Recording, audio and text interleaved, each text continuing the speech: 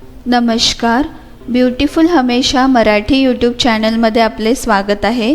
आज मी तुम्हाला तुळस घरामध्ये लावण्याचे फायदे सांगणार आहे।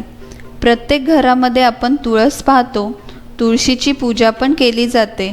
धार्मिक दृष्टीने तुळशीचे खूप महत्त्व आहेच, पण त्याचबरोबर आपल्या उत्तम आरोग्याच्या दृष्टीने पण तुळशीचे खूप महत्त्व आहे। तुळशीमध्ये खूप सारे अँटीऑक्सिडंट, अँटीबॅक्टेरियल प्रॉपर्टीज असतात, जे आपल्या आरोग्यासाठी फार चांगले असतात। तर मग चला पाहूया तुळशीचे फायदे। तुळशीच्या पानांना बारीक करून त्याचा रस बनवा। या रसमध्ये मुलतानी माती मिक्स करून त्याचा लेप बनवा। हा लेप चेहऱ्याला लावा। अर्ध्या तासानंतर चेहरा स्वच्छ धुवा। असे आठवड्यातून 2 ते 3 वेळा करा। यामुळे तुमच्या चेहऱ्यावरील पिंपल्स आणि काळे डाग जातील आणि चेहरा मुलायम बनेल। तुळस ही आपल्याला कॅन्सरसारख्या भयानक रोगापासून दूर ठेवते। तुळशीची पाने रोज चावून खाल्ल्याने कॅन्सर होण्याची शक्यता दूर होते। तुळशीची पाने रोज खाल्ल्याने ब्लड प्रेशर कंट्रोलमध्ये राहतो। हे आपल्या रक्तामधील कोलेस्ट्रॉल लेवलला कमी करते, त्यामुळे आपले वजन कमी राहण्यास मदत होते आणि एक्स्ट्रा फॅट्स पण कमी होतात।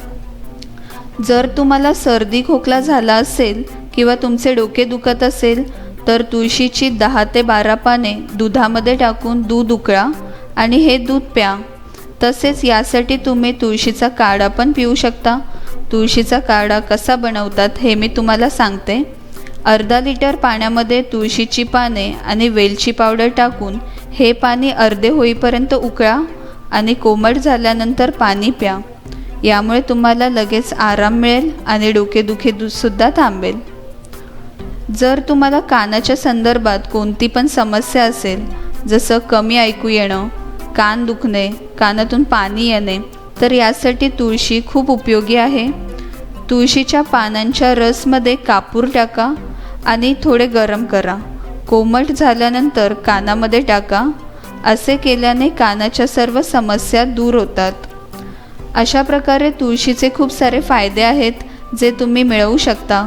जर तुम्हाला माझा व्हिडिओ आवडला असेल तर लाईक करा आणि प्लीज प्लीज प्लीज माझ्या चॅनलला सबस्क्राईब करा व तुमच्या मित्रमैत्रिणींशी पण शेअर करा आणि तुमचे विचार मला खालील कमेंट बॉक्समध्ये नक्की सांगा।